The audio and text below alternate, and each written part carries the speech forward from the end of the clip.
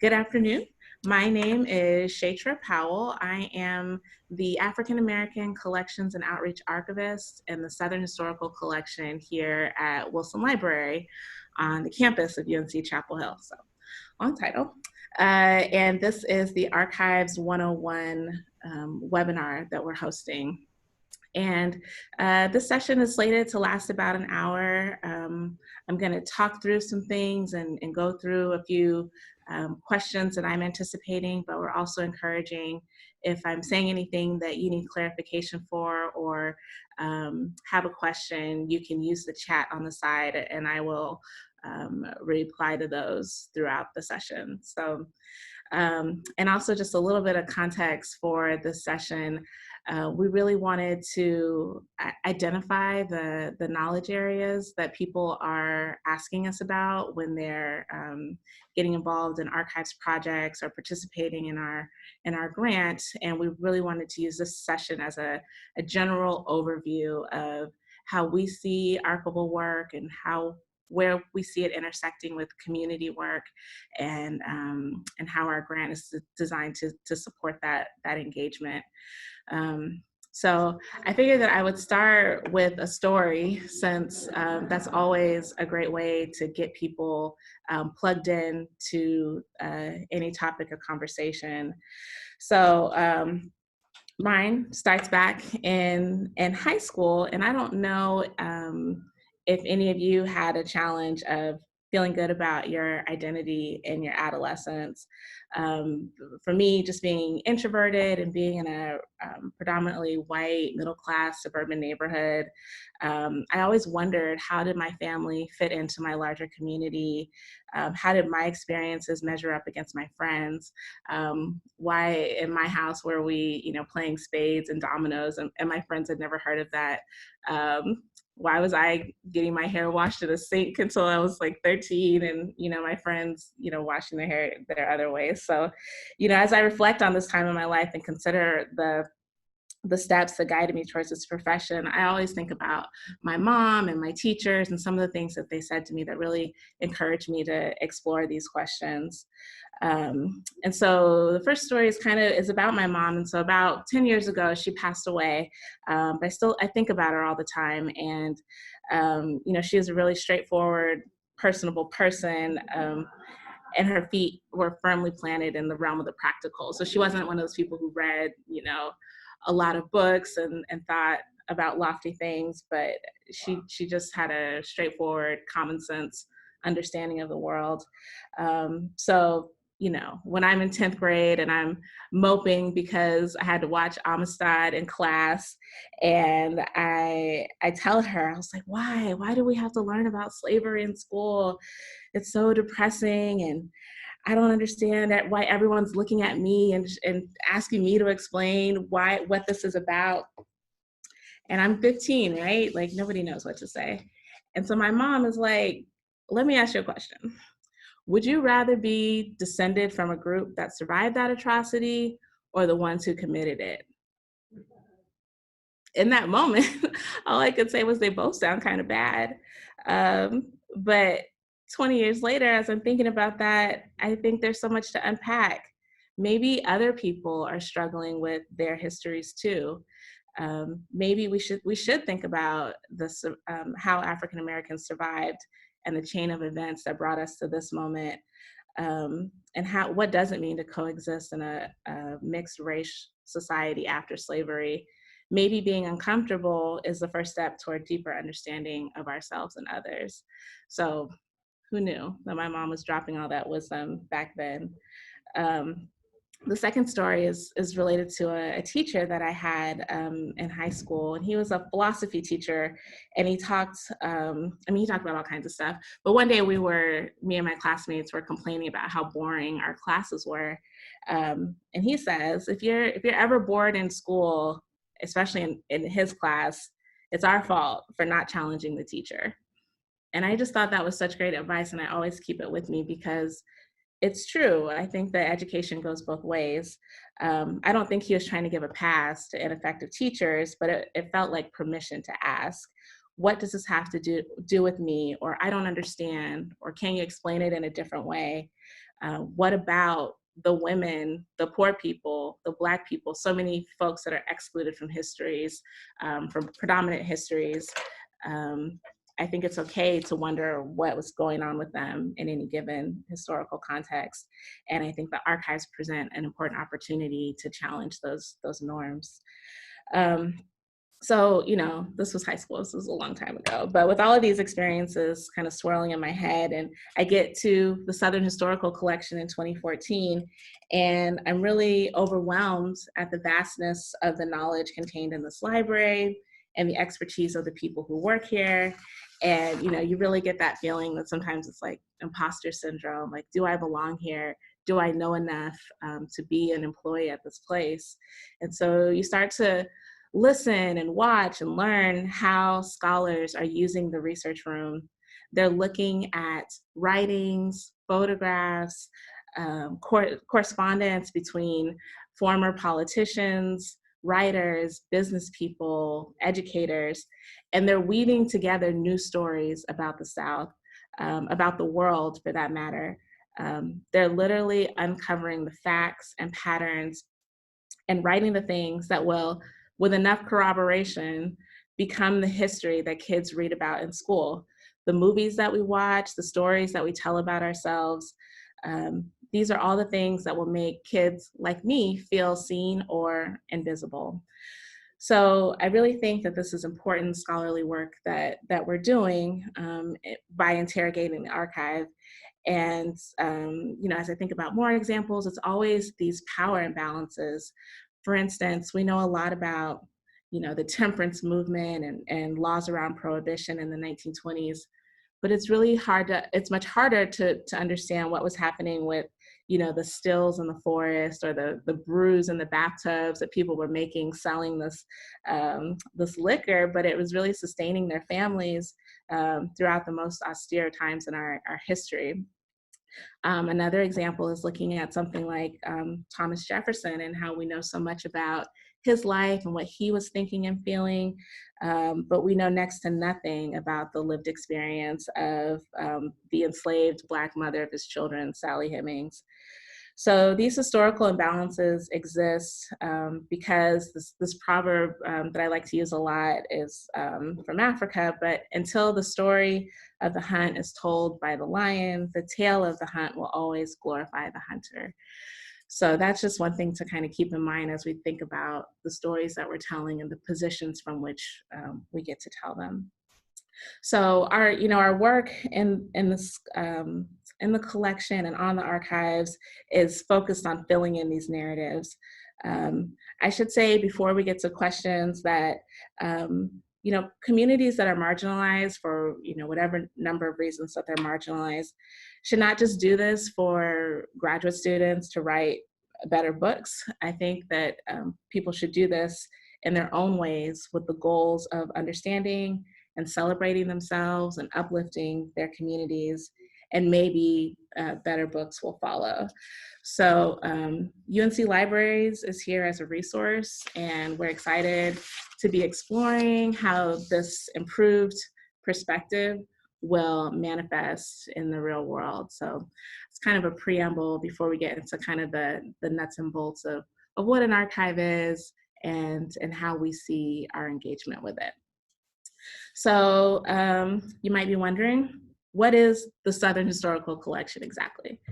The Southern Historical Collection, or the SHC, is one of 5 special collections here in Wilson Special Collections Library. We were founded in 1930 and have continuously functioned as a manuscript collection with a focus on the American South. By manuscripts, that typically means unpublished materials. So these are papers, photographs, letters, diaries, anything that is the evidence of someone's experience.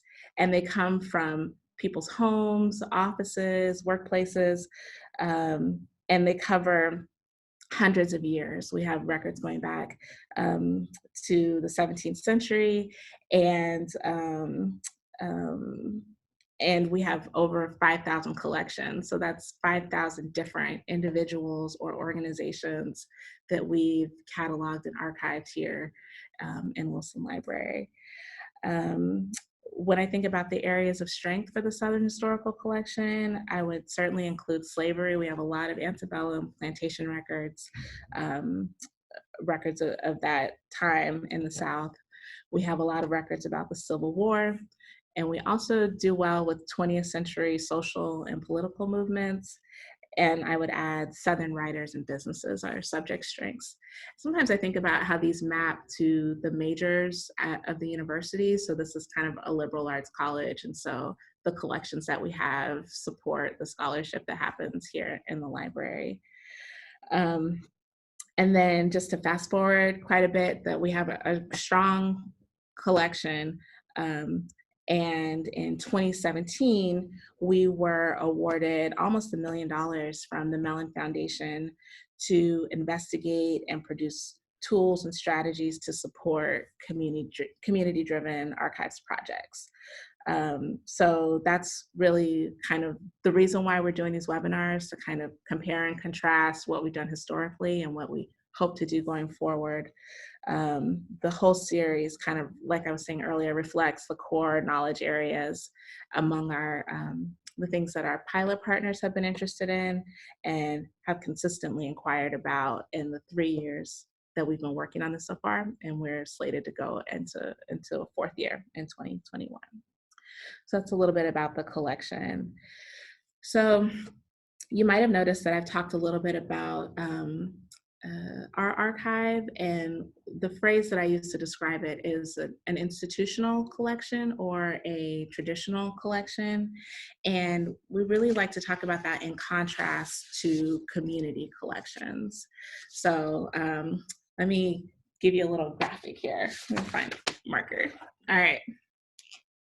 There'll be a quiz later. So this is the spectrum.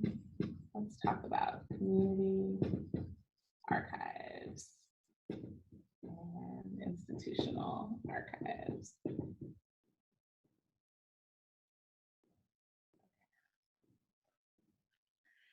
So institutional archives, like the one here at the University of North Carolina, according to Wikipedia, the definition is these are archives that consist of records that have been selected for permanent or long-term preservation on grounds of their enduring cultural, historical, or evidentiary value. Archival records are normally unpublished and almost always unique. So that's the textbook definition of an institutional repository. And these are generally kept at places like universities, government archives, historical societies often have them. Sometimes private organizations maintain archives, and they're traditionally staffed by people with professional degrees in librarianship and archival studies. Most of them subscribe to certain vocabulary, certain methodology, certain ways of doing things. And they are essentially turned to as an authority for the history of a person or place. And they've been around for a long time. A lot of folks track the French Revolution as a start of formal archives as a way to have government transparency and track the historical memory of a place or a person. So they are important, and they are ubiquitous. They're all over the place, institutional archives. So I have them on one side of the spectrum, and I might, and this, for the purposes of our discussion, I'll put community archives on the other side of the spectrum.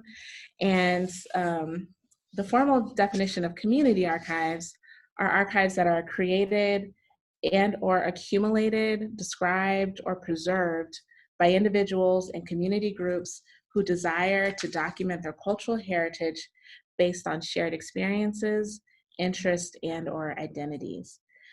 Sometimes without the traditional intervention of trained archivists, historians, or libraries.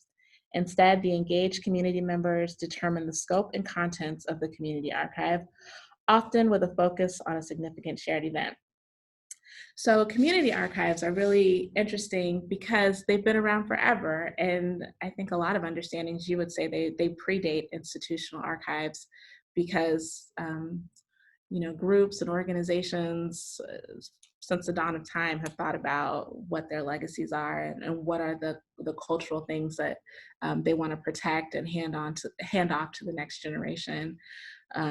So community archives are a thing independent of the formal archives that at a place like UNC.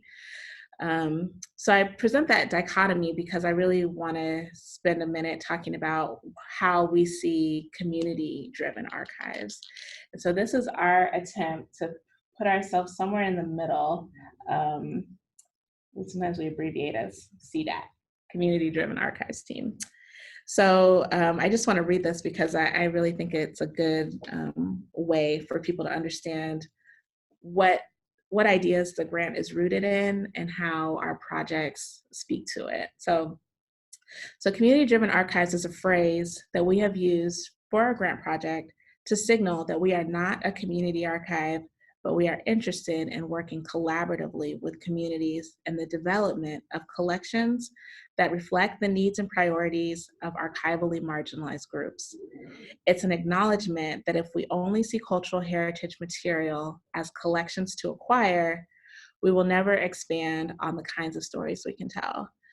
Community-driven work requires a willingness for formal repositories like the Southern Historical Collection to become familiar with community archives and investigate which, if any, of their approaches and techniques can be applied in our institution. So I thought it was really important to be really clear about that, because the story of community archives needs to be told by people who run community archives. We see that the institution has an opportunity to work collaboratively with community archives and maybe adjust the ways that we do certain things to be more responsive to the communities that we want to serve. So that's kind of the philosophical framework, and then we'll talk more about how our activities plug into that.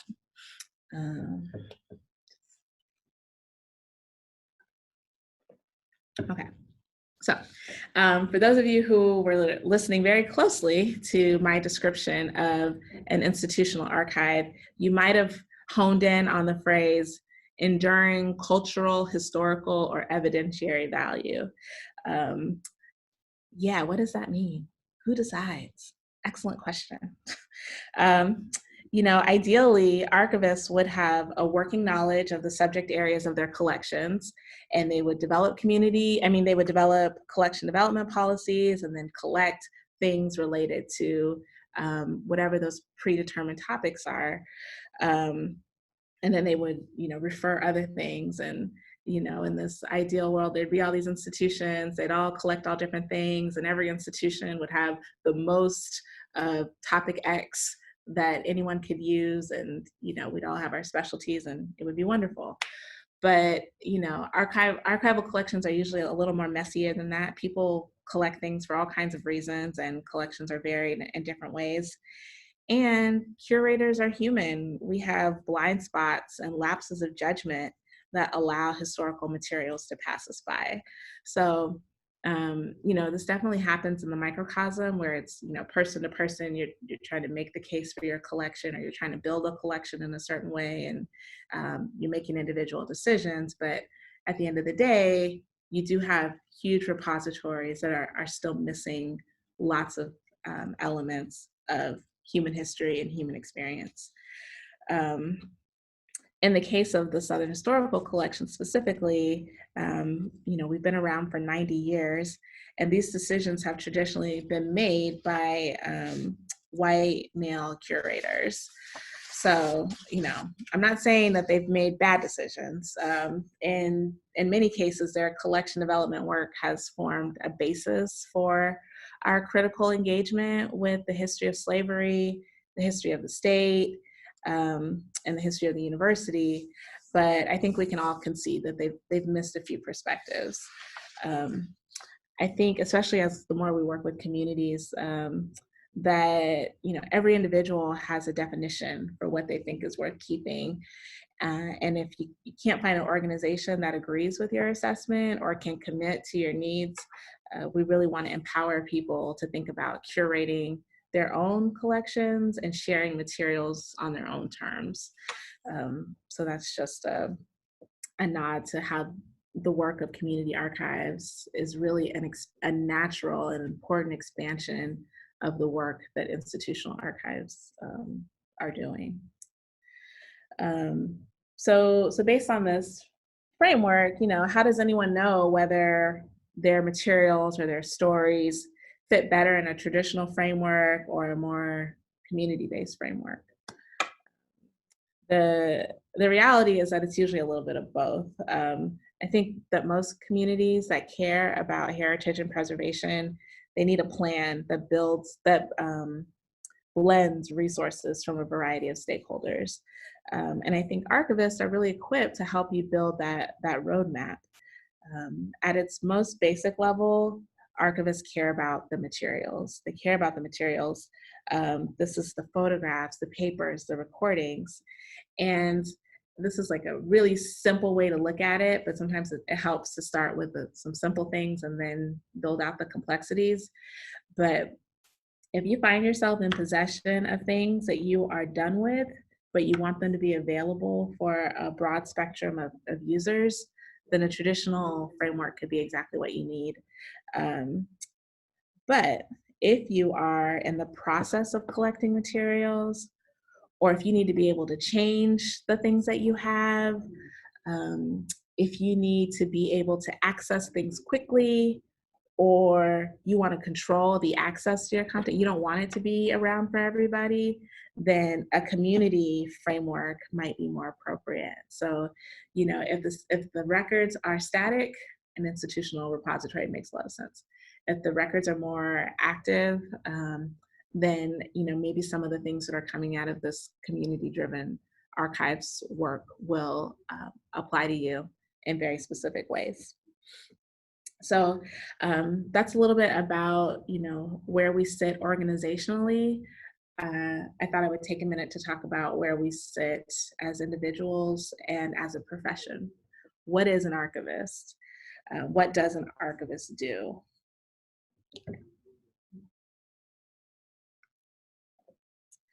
So I identified 4 things that I think archivists do really well and things that we should put forward as the thing that the way that we can support people and how we see our work fitting in with broader community goals and needs. So I think the first thing that archivists do are discuss the research value of your collection. It's essentially, how do we make this item, this collection, more relevant to people beyond you and your family? I think when you collect something that's very personal to you, especially if it's from your family or your community, you might not understand what the implications of that item are to a broader research community, and archivists can really help you make that jump. For example, if you have a collection of family recipes, like, those are amazing, and they're amazing in their own right. But have you ever thought about them as examples of regional foodways, that the food that's being used in those recipes demonstrate what is growing in that region, and how people ate, and maybe impacts their diets and their health. So suddenly that family recipe can be cataloged in a way where it can be of use to people beyond just you and your family. So archivists do that all the time. We also use that same kind of thinking to think about referrals. If this collection comes from a place in Kentucky, where are the places in Kentucky that would benefit the most from having that item? Where is the most intuitive place for that thing? Where does that item belong? I think archivists do a great job of thinking critically about the placement of items and being really rigorous in that analysis. So discussing research value is one thing that archivists do. The second thing is that, or 2 of 4, we physically preserve a collection. So this is something that is really on display at a large research library like UNC libraries, that we have expertise in diverse formats. So whether you have a hard drive full of paper of files, or a cassette tape with an oral history on it, or a photograph that's in a slide format, a wax cylinder, a map, any of these formats, we have the expertise to stabilize it, rehouse it, and put it in a place where it can be safe for a long period of time. And that includes the climate and the moisture, and just controlling for an environment that lends itself to a long-term preservation of any given material, with an asterisk. Some things we can't deal with, but the ones I described are our focus, and there are individuals that can support the protection of physical items. The third thing that we do is kind of related to the first, and that we catalog and we share collections. When researchers come to the library with very specific questions, an archivist can do that magic, working in the catalog, getting to the heart of the question, and remembering back to the collections that have come in, and connect researchers to collections. Archivists are involved in every step of that. And I would really just say that we are connectors, whether it's connecting people to the appropriate repository or connecting researchers to collections. Those are unique skills that an archivist is uniquely qualified to help with. And then lastly, I do want to mention that we don't just want to be people that take in material without ever giving anything back. And so we do a lot of programs and outreach related to our collections. We want people to know that things are here. We want people to get excited about them. We want people to see the relevance of those materials. So we do a lot of activities outside of the library. We visit with collection donors. If a person has something, we might make a visit to their house, see what it is, see if it's a good fit for our collection. We curate exhibits, usually in the library, but also pop-up exhibits that can kind of connect the dots between the collections and tell stories. We bring in speakers. We conduct trainings and workshops. So something like this is certainly within the wheelhouse of an archivist, to bring more people into the work, and to encourage folks to think about their work, or think about their lives and their collections as a part of a broader narrative that they can be a part of. So those are just some of the things that archivists do. And of course, there's hyper specialization among those things, but in general, that's a sketch of what we do. And of course, if you want to know what we do, you might want to know more about what we don't do, because there are some misconceptions about that. I would say, as a general rule, archivists don't do the things that other professionals are better qualified to do. So, and I don't mean that to be glib, but I do think that, sometimes our work gets conflated because we're present in so many moments. And I think a connecting field in general, like wanting to bring people in. And so we find ourselves in a lot of interesting scenarios. But an example might be like the in-depth research in our collections. I mean, in general, archivists work in aggregates. We work with groups of papers. We might not know what every single paper in this 200 box collection has on it, but we might know there's about 50 boxes on correspondence, 20 boxes on, photographs, whatever it is. We could speak generally about the collection, but really it's the researchers and the historians who come to the reading room and pore over collections, and they're experts in their field, and they're making those connections to write the books and build the documentaries. So, a lot of archivists are also researchers, but an archivist in and of itself is not supposed to do that in-depth research. It's more about preserving materials and making things accessible. I would say that even for a lot of this interpretive work, whether it's websites or digital projects, if we find ourselves doing that work, it's usually in collaboration with others or in very special circumstances. That can be kind of debated. I mean, some of the purists are like only access and preservation. But when you're standing on a collection such as the Southern Historical Collection that really begs for new interpretations and engagement with new audiences, we think it's appropriate to stretch ourselves a little bit. And if an Instagram post brings one more person to the collection and we have the capacity to do it, then we will. The note that I made to myself is, I really see my job as to demystify this work and meet people where they're at. So the outreach component becomes a bigger part of my job. But for others, it might be more internal focused, and they're managing our collections, and they might not have as much capacity to do some of the more outward facing work. So the short answer is, if you ask your archivist to help you on a special project and they say no, don't be upset. It's okay. More often than not, they are willing to connect you to someone who can help you with that special project. Okay. Do you guys have any questions out there?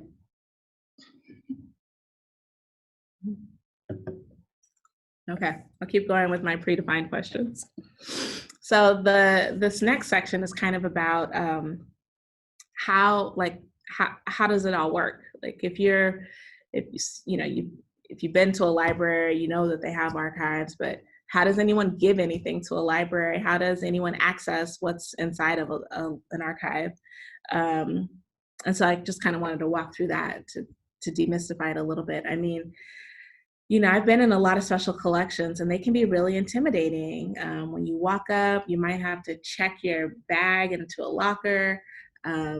You will have to have a photo ID. They want to know who you are. You feel like you can't talk loud. You got to be quiet and have a serious research question. But I'm here to tell you that perception is not necessarily the reality. We are encouraging people to come to the archive, and it could really be an important place of discovery. So, just to break down some of the components of the work is that for a repository like UNC, most people need to have a conversation with a curator before collections come into the building. If the donor and the curator agree that the materials would be a good fit for this collection, then we'll ask you to read and sign a gift agreement. And a gift agreement is essentially a document that is designed to transfer the physical custodianship and responsibility for the collection over to the archive. It's also the document that describes conditions of use, access, and copyright. So all of the questions that donors have about who will see this, how will you use it, when will I be able to see it again, can be ironed out in the gift agreement. And it's really important, and it's definitely one of the items that we are really trying to shoot through the community lens. Like, how do gift agreements need to adjust to have a consideration for the needs of communities versus the needs of institutions? So that's a big question that we that we talk about and work with throughout the grant. So, but just essentially that's a really big component, is that gift agreement. And if any of you want to see examples of gift agreements or walk through them with me, I'm happy to do it with you. That's another form that can feel kind of intimidating, that it's written as a legal document, but it's really just designed to protect us as the repository and you as the donor. And it's negotiable. So if there are parts that you think aren't appropriate or that you're not comfortable with, the archive can at least have a conversation. They might not agree to the change, but you should feel empowered to have a conversation about the gift agreement. I also wanted to say something about the access question. Once something goes into an archive, what happens, and how do you get it back out again? So the work around what happens is related to building finding aids or collection guides. So, some of our processing archivists will, as I said earlier, rehouse your material, give it a place on the shelf, and they'll think about, you know, who is the person donating this thing, and they'll write a short biographical note. They'll think about what is the general scope of this collection, what is it covering, and they'll write a short scope note. They'll think about what topics are covered in this collection, and they'll write subject headings that you can click on. This collection is about African American life in Grambling, Louisiana. That'll be in the finding aid, and when you click that, you can also see other collections about Grambling, Louisiana, if there are some. And then they'll do like a container list. So it looks like there's 20 boxes in here. These 10 boxes have this kind of material, and they'll write it out for you. So you can actually you can search for words, keywords in that document, and uncover the boxes and folders that you want to look at. So those finding aids or collection guides are the ways that people know what's in the library. And that's kind of your map for when you come to the collection. You could say, I want to see boxes 1 through 3 and 17. And then we'll retrieve them for you. Once you have a seat in the reading room, we'll go get the boxes and bring them out to you. And there's no limit to as many collections as you want to request. We just bring them out one at a time, and you can spend your time in the reading room looking through the materials. And just a note about the security and the surveillance around reading rooms.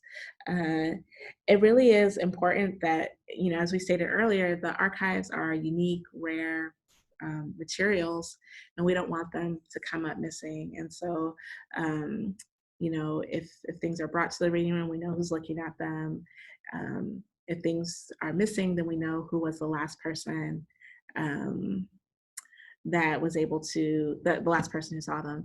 So it's just kind of a tracking mechanism for that moment in time. Once a person leaves the reading room, those records disappear. We're not actually trying to, track what an individual is looking at, but we just want to be secure when we're sharing them with a broad audience. And one thing that's great about a public library like us is that you don't have to have a serious research question or project to come into the reading room. All you need is a photo ID, and you can have access to anything that's open in the collection. Some collections are restricted, but for the most part, we try not to even bring in collections that have heavy restrictions, because the point is to have things be open to researchers. So, there's a good question here about, can a person move forward with their collection without a gift agreement? And so the answer is no. It's really hard to responsibly take care of a collection without a clear deed of gift. So, that's one of the big selling points, I think, for the community-driven archives project, because traditionally, if we encountered collections that were amazing, we would just, knock on the door. You sound amazing, you have cool materials, can you bring it to the library and sign this form? And if the person was like, no, then we'd be like, okay, I guess that won't be in the collection. Good luck keeping it safe.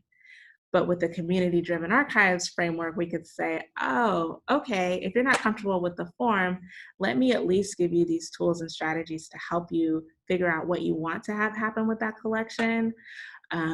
Or here's this modified gift agreement that we've used with communities before that might be more to your liking, and we've already vetted it with our institution. They're okay with it too. So, the work on this grant is really far-reaching in developing the tools and strategies that can help us have better conversations with people, more robust conversations with communities, so it's not just an all or nothing type of situation. Good question. Yeah, so the last few notes that I have are just thinking about, why is a place like UNC, why does UNC Libraries care about community histories all over the region? And I really thought it was important to mention some of the pillars and values from our strategic plan. And one of the things that UNC Libraries is focused on as a pillar is the research enterprise. And just as I was alluding to in the beginning of the talk, is that, you know, people think that the libraries are the definitive source on everything.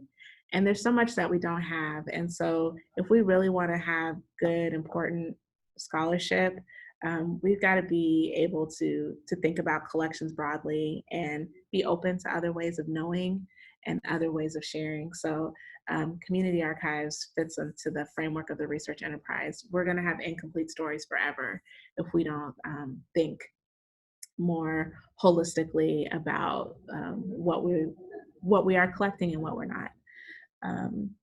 And of course, the stories don't really stop at state lines, especially when you're thinking about African American history, that those migration stories kind of require that folks work across the region and the country and the world to understand their histories. The other one that I thought it's like why UNC Libraries is because we also have a value of inclusive excellence, and we want to empower diverse populations to participate fully in the learning community and a democratic society. So, you know, the more validation that we give to these stories that, you know, don't come here in traditional ways, I think, you know, the more we can demonstrate that we're kind of on an even playing field in learning about these things, and that, you know, folk knowledge from rural communities, knowledge from, you know, different socioeconomic backgrounds, all of those things are relevant to understanding these American stories that we're trying to tell. So, you know, we're well placed in UNC Libraries, and we are really eager to engage more folks across the region and the country in conversation about community-driven archives. Okay, so one of my last questions is about how does this session fit in with the others in the series? So, like, you know, this one is Archives 101, but we'll have more sessions on oral history, storytelling, managing a nonprofit. And for us, we really think that the conversation about archives is central to all of the activities that people want to do in their communities. I mean, we have partners that are working on cultural tourism, they're working on improving rural healthcare, they're starting nonprofits, and all of them are, you know, they have these goals that are outside of the library, but if they can, you know, have at a center the evidence of the experience, they're explaining why these things are problems, why they historically have been problems, and how people have negotiated them over time. You know, building that collection is really like a cornerstone to the ways that they want to activate the archive and effect change in their communities. And so we figured that the more people understood about the way archives are built and the way it's worked historically, the better they could engage in conversations about the future of archives. You know, someone in this webinar might have the idea for a new gift agreement that's really going to make the most sense and send us forward in a really good way. So, you know, all of this is just an orientation to where we start, and hopefully inspiring you to think differently about this work and what your role is. This last question that I have is about getting more information about archives. I know for a lot of people, this might be the first time that they're hearing about this as a field and a profession. And there are so many resources and so many amazing archivists in the world who are inspired by this work and doing it in really exciting ways. So there is the Society of American Archivists, it's the national organization, and we have annual meetings. Most states also have archival organizations. Here we have the Society of North Carolina Archivists, and these places have websites, they have annual meetings. There's also a accrediting body, the Academy of Certified Archivists. So even if you're coming to this work without a master's in library science, you can get this certification that plugs you into some of the best practices in the field. And then just to know, so I mentioned this, the master's degree, a lot of people have that MA, but folks also come to us from, history professions and museum studies and lots of other diverse ways. I mean, this record keeping work, this memory keeping work kind of pulls people in from a lot of different disciplines. And I'm really glad that there's multiple points of interest. There's not one way to become an archivist, but this consistent care and concern about the preservation and access of historical materials is really the unifying factor for archivists. So before we wrap up, I do want to share a couple quotes with you that I thought were especially relevant and meaningful. So I will do that. And of course, if you have any questions, feel free to plug them in. I'm happy to answer them in the last 5 minutes or so.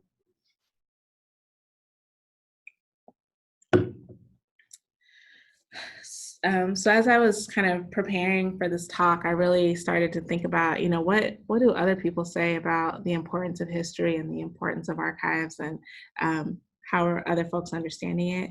And so, not to be disappointed, I found this quote from James Baldwin, and he wrote in his book Notes of a Native Son, he says that people are trapped in history and history is trapped in them. And I was like, that's exactly right. People are trapped in history, and this is the why. This is why it matters. We're doomed to repeat the same things if we don't get out of this trap. And history is trapped inside of us is the clue for what we need to do. How do we pull it out? How do we pull it out of everybody? Trapped is the perfect verb because nobody wants to be trapped. We want to be free to share stories and move forward with a clear understanding of our history. So that's one that might go on my email signature. People are trapped in history and history is trapped in them. The second one that I have is from a man that I'm less familiar with. His name is Thomas Babington Macaulay. He's a 19th century poet, historian, and politician. And he says, a history in which every incident may be true may on the whole be false. Now, that's a thinker, right? Because if it's true, how can it be false? But this is the exact scenario of a place like the Southern Historical Collection. And it just says so much in so many words. Adding more voices to the historical record doesn't negate the voices of the ones who are already there. It's just like when you're looking in one direction, you might not see the things that are happening all around you. So if we're all in there looking in all these directions, then we can start to have a more balanced view of what is happening in the world. So, even if it's true, it could be false for a lot of reasons. So yeah, that kind of concludes, what I wanted to get across in this session, and to really orient you all to the power to see archives as a site of engagement and empowerment and liberation in a lot of ways, to see your collections as valuable and important, and to see the archives, your local archives, your university archives, as a resource in telling those stories. So if you all don't have any other questions, I might just sign off. All right. Thank you. I will see you next time.